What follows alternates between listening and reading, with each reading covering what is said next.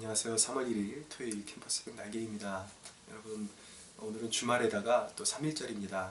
굉장히 민족적으로 의미가 있는 날인데, 오늘 이 3.1절 통해서 우리가 나라를 아끼는 마음, 우리가 우리 마음속에 좀 등한시했던 그 나라를 소중히 여기고 아끼는 마음이 다시 한번 세워지는 그런 복된 날이 되었으면 좋겠습니다. 마태복음 14장 22절에서 36절 부분으로 하나님의 말씀 나누겠습니다. 첫 번째 나누고 싶은 메시지는 이것입니다. 예수님의 그 사역의 원동력이 어디로부터 나왔는가, 그것을 우리가 지켜봐야 합니다. 예수님의 모든 사역의 동력은 바로 기도에 있었습니다. 철저하게 무릎 꿇는 그분의 경건 생활에 있었습니다. 여러분, 주님은 항상 기도의 자리를 통해서 능력을 공급받으셨습니다. 그분의 참신한 지혜와 능력, 그리고 결단력, 용기, 그 생명력, 이 모든 것이 그분의 기도를 통해서, 기도 생활을 통해서 얻어진 것이라는 것이죠. 여러분, 하나님의 아들이, 그분 자신이 제2위이신 성자 하나님이신 그분이 무엇이 부족해서 왜 그런 방법을 선택하셨을까요? 철저하게 그분은 이 땅에 살아가실 때, 이 땅에 사역하실 때에, 인류를 구속하는 구속사역을 감당하실 때에 철저하게 기도를 통해서 능력을 공급받으셔서 사역을 행하셨습니다.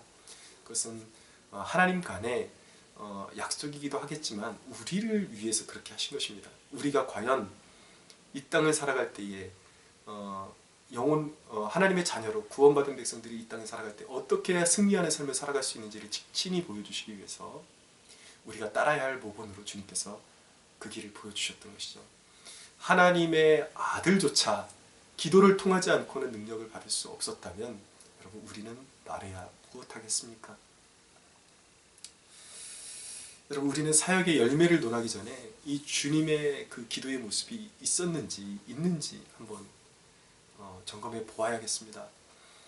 여러분, 주님의 기도는 어떤 기도입니까? 바로 수고의 기도, 헌신의 기도, 땀의 기도, 땀방울이 핏방울이 되도록 주님께서는 기도하셨고, 히브리서에 의하면 그분은 통곡으로 기도하셨다고 말씀하셨습니다.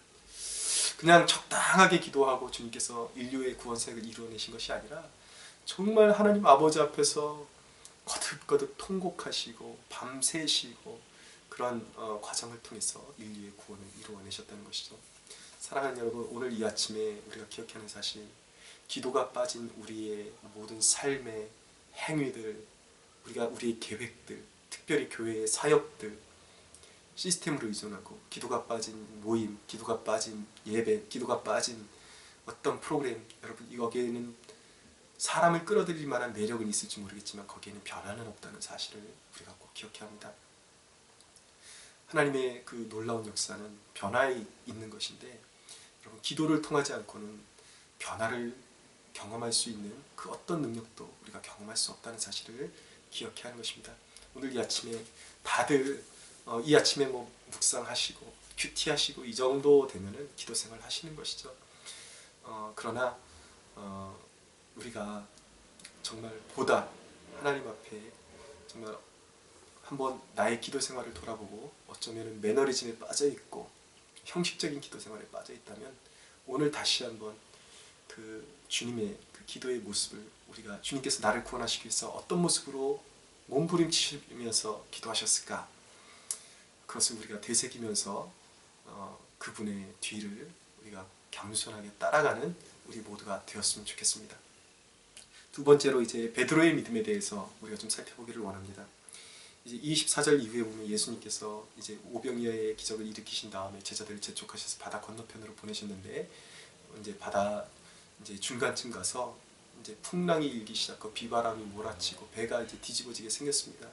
제자들이 혼비백산이 되어서 지금 거의 정신이 나가 있는 상태인데, 이때 예수님께서 그들의 모습을 보시고 밤 사경쯤에, 이거는 이제 새벽 3시부터 6시 사이 이 정도를 얘기하는 것인데, 그 사이에 예수님께서 바다 위를 걸어오시는 거예요. 제자들을 구원하시기 위해서 오시는 예수님이시죠. 근데 베드로가 그의 모습을 보고서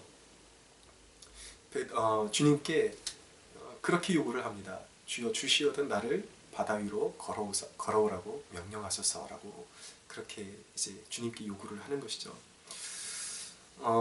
여기에서 베드로의 한 단면을 보게 되는데요.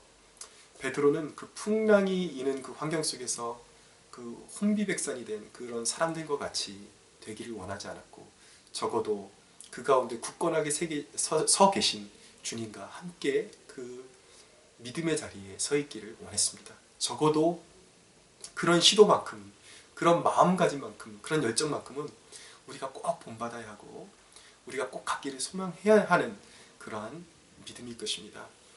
그런데 이제 이내 바다 위를 몇 발짝 가지 못해서 이내 베드로 또한 스스로가 인간임을 드러내고 맙니다. 그 연약함이 있어서 주님께로부터 시선을 떼서 흉흉한 바다를 바라보고 비바람을 바라봤을 때 베드로는 물 안으로 서서히 가라앉기 시작했습니다. 베드로가 소리쳤습니다. 근데 주님이 곧바로 잡아주셨습니다. 주님께서 31절에 뭐라고 말씀하시냐면, 예수께서 즉시 손을 내밀어 그를 붙잡으시며 이르시되 믿음이 작은 자여 왜 의심하였느냐 하시고 배에 함께 오르셨다라고 말씀하고 있습니다. 주님께서 베드로를 책망하셨습니다. 그런데 저는 이 말씀을 묵상하면서 주님의 책망이 그렇게 무겁게만 느껴지진 않았습니다. 저는 굉장히 주님의 자상하심을 오늘 이 본문을 통해서 느끼게 되었는데, 주님께서 마침 베드로에게 이렇게 말씀하시는 것 같았습니다. 너의 힘으로 안 되지 잠시라도 내게서 눈을 떼지 말아라. 그리고 믿음에 있어서 두려움과 의심은 백해 무익한 것이란다. 내가 너희들과 함께 할 것인데, 너희들이 부르짖을 때 반드시 내가 너와 함께 할 것인데, 그 모든 믿음의 여정에 있어서 의심과 두려움은 신앙에 있어서 보탬이 될 것이 아무것도 없다는 주님의 말씀인 것입니다. 여러분, 주님께서 이제 배에 오르시자 바람이 그치고 이제 목적지에 이르렀습니다. 이 말씀을 묵상하면요, 얼마나 감사한지요. 배가 다 깨어지게 생기고 뒤집어지게 생기건 어떤 환경이 있든지 주님께서 도착하시기만 하면, 주님을 영접하기만 하면, 주님의 임재가 있기만 하면, 주님을 모시기만 하면, 주님이 내 안에 계시면 주님께서 구원의 항구로 끝까지 책임지고 인도하신다는 것입니다. 사랑하는 여러분, 우리는 자꾸 눈에 보이는 그런 기준으로 따라가기가 쉬운데, 우리가 사도 바울의 일례를 봐서도 알겠지만, 사도 바울이 로마로 압송되는 가운데 이제 율리오라는 백부장이 이제 항해를 시작하는데, 로마로 가는 항해를 시작하는데 바울의 말보다 선주의 말을 더 믿고 신뢰했습니다. 어떻게 보면 당연한 것이죠. 그 사람이 전문가니까요. 그런데 전문가의 말을 믿고 정말 청청한 날씨에 항해를 시작했지만, 하나님께서 허락하시지 않은 그 항해는 배가 깨어져 가고 곧 가라앉게 생긴 그런 위기에 봉착하게 되었습니다. 사랑하는 여러분, 하나님이 없는 인생의 항해, 이것은 그 누구도 보장해 줄 수가 없는 것입니다. 그런데 다행히도 그곳에 사도 바울이 있었습니다. 하나님께서 사도 바울을 모시고 주님께서 사도 바울에게 나타나셔서 안심하라고 명령하시고 그 배를 구원해 주실 것이라고 그렇게 말씀해 주셨습니다. 그 배 가운데 사도 바울로 인하여 주님께서 함께 임재하시고 그 배에 함께 하심으로 말미암아 배는 다 깨졌지만 구원의 항구로 인도함을 받게 된 것입니다. 사랑하는 여러분, 때로는 우리 고집 때문에 잘못 선택해서 우리의 인생의 배가 깨져갈 때가 있습니다. 그러나 여러분, 그럴 때에라도 우리가 예수님을 찾고 예수님을 의지할 수만 있다면, 예수님을 우리의 인생의 항해의 진정한 주인이요 선장으로 인정하고 그분께 모든 것을 맡겨드릴 수만 있다면, 여러분, 우리 인생에 어떤 손실이 있다 할지라도 주님은 가장 안전하게 우리를 구원의 항구로, 우리가 가고자 하는 목적지로, 그분이 계획하신 곳으로 인도해 주실 것입니다. 여러분, 오늘 이 아침에 여러분 안에 계시며 여러분 안에서 역사하시는 그 주님의 존재를 인지하고 계십니까? 여러분, 우리가 두려워하지 말아야 할 이유는 우리 주님께서 어디 먼 곳에 있는 것이 아니라 우리의 내면 속에 거하시기 때문입니다. 사랑하는 여러분, 오늘 이 아침에 어떤 두려운 일이 있습니까? 그 어떤 상황 속에서도 여러분 안에 계신 부활의 주님을 바라보십시오. 그분을 바라보는 한, 그리고 이 인생의 항해를 여러분들이 감당할 수 없는 그 어려움들을 주님 손에 맡겨드릴 때 주님께서 방향타를 잡으시고 풍랑을 잠잠케 하실 것이며, 우리 눈에 보이기에는 지금 당장 배가 뒤집힐 것 같지만 결국은 배가 뒤집혀지지 않고 안전한 항구로 끝내 인도함을 받게 될 것입니다. 세 번째로 여러분 34절 이해해 보니까 이제 게네사렛 땅에 배가 도착하게 되었습니다. 근데 주님이 이 계신 곳마다 역사가 일어나는 것입니다. 또 사람들이 와서 치유를 받고 병든 사람이 나음을 얻고 예수님의 옷자락에 손만 대도 나음을 얻는 그런 역사가 일어나는 것이죠. 마음의 병든 자들, 육체의 병든 자들, 인생의 삶이 망가진 자들, 예수님을 만나는 사람들마다 고침을 받고 변화되는 역사가 일어났습니다. 여러분, 저는 개인적으로 오늘날 교회의 위기는 도덕적으로 부패해진 것, 이것이 교회를 망치는 눈에 보이는 주된 요인은 맞습니다. 그러나 저는 그것보다도 교회를 더 위협하는 그 무언가가 있다고 그렇게 저는 확신합니다. 그것은 무엇인가? 단순한 도덕적인 부패가 아니라 교회가 생명력을 잃어가고 있다는 것입니다. 진짜 살아계신 하나님의 역사를 점점 잃어가고 있다는 것입니다. 여러분, 저마다 바른 기독교를 만들겠다고 기적을 빼버리고 또 이 신앙을, 기독교를 체계화시킨다는 명목하에 철학화시키는 모습들을 너무나도 많이 보게 됩니다. 오늘날 각광받는 그런 설교자들의 설교를 들어보면 그분들이 정말 애쓰고 연구한 것은 인정합니다. 그러나 정말 하나님의 그 말씀을 말씀으로 풀어간 것이 아니라 신학이 신학을 해석하게 하고 또 다른 신학이 신학을 해석하게 하니까 결국은 거기서 기적의 하나님이 제거되고 철학적인 하나님만 남게 되는 이러한 불운이 너무나도 많이 보인다는 것입니다.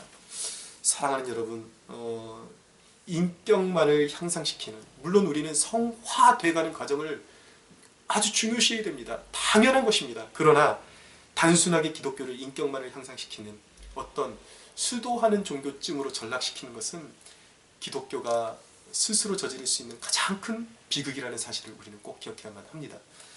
여러분, 만약에 물질 때문에 교회가 부패했다면, 누군가가 부패했다면, 교회 지도자가 부패했다면, 그렇다면 축복 자체를 부정하는 것이 아니라 성도들에게 책임감 있는 물질관과 그리고 복 개념을 가르쳐야 하는 것입니다.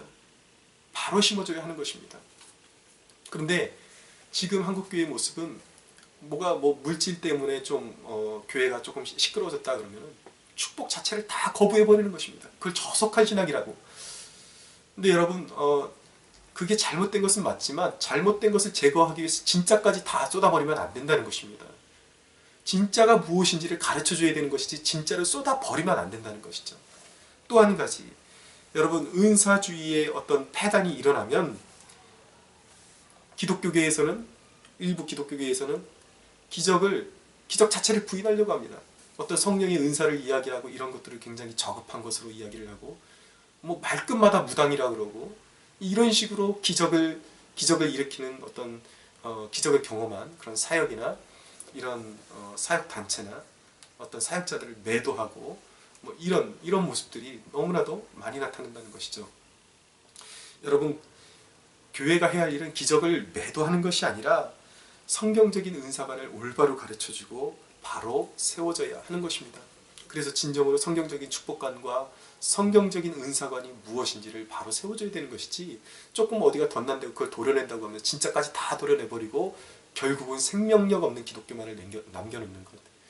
여러분, 이것이 오늘날 가장 기독교계에 만연한 폐단이 아닐까요? 사랑하는 여러분, 오늘 이 아침에 함께 기억할 수 있게 되기를 바랍니다. 기독교는 부활의 종교입니다. 죽은 자가 살아나는 것이 기독교인 것입니다. 능력을 일으켰던 엘리야의 하나님, 엘리사의 하나님, 능력의 하나님, 능치 못할 것이 없는 그 하나님이 우리가 믿는 하나님이십니다. 사랑하는 여러분, 예수 그리스도는 부활의 주이십니다. 예수 그리스도는 전능하신 하나님이십니다. 오늘 이 사실을 우리가 잊지 말고 살아계신 주님과 함께 동행하는 이 하루가 되기를 간절히 주 예수의 이름으로 축원합니다.